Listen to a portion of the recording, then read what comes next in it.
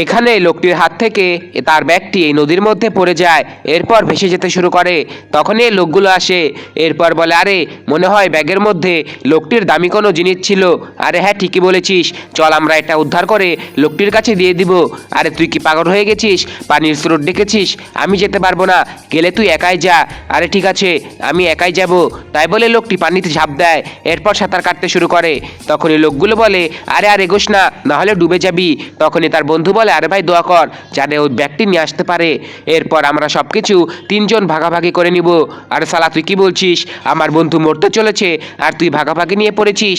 তখনই লোকটি বলে, আরে ভাই আমাকে বাঁচা, আমি ডুবে যাচ্ছি। তখনই লোকটি বলে, এখন কেন?